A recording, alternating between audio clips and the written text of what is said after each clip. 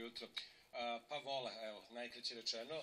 Znači, tokom ovo je već 5. put da mi prikazujemo ovakav festival ovde i ovo je zapravo najambiciozniji do sada što smo uradili.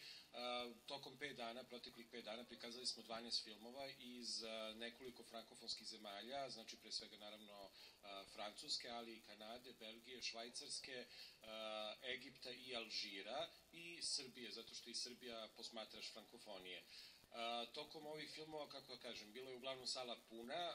Festival je otvorio naš proslavljeni reditelj Goran Marković, koji je sa svojim filmom koji je zatvorio Fest Falsifikator, evo sinoć smo imali ovde punu salu.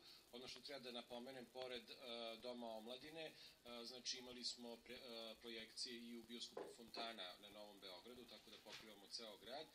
I naravno ovaj festival ne bi bio moguć bez pomoći Ministarstva kulture i informisanja Republike Srbije i TV5 Monde, to je francuska globalna televizija koja nam je omogućila i nagrade koje će biti dodeljene evo baš večeras pre pretposlednjeg filma.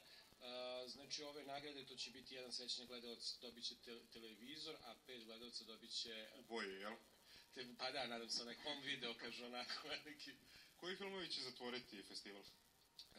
Pa danas prikazujemo 4 filma, od 14 časova prikazujemo alžirski film Iznad zakona, od 16 časova francuski film Objava rata, od 18 časova i za taj film vlada najveće interesovanje, Anonimna dojava, to je jedan krimić sa Matiju Kasovicom i poslednji film je Lorenz u svakom slučaju, kanadski film Xaviera Dolana.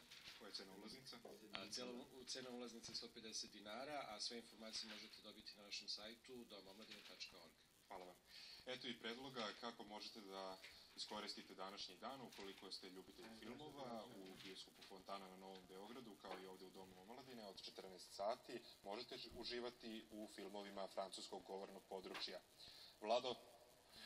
Hvala puno, Nemanja. Vidimo se kasnije. Svetski skauti stalno su u potrazi za novim licima, pa tako i kod nas će se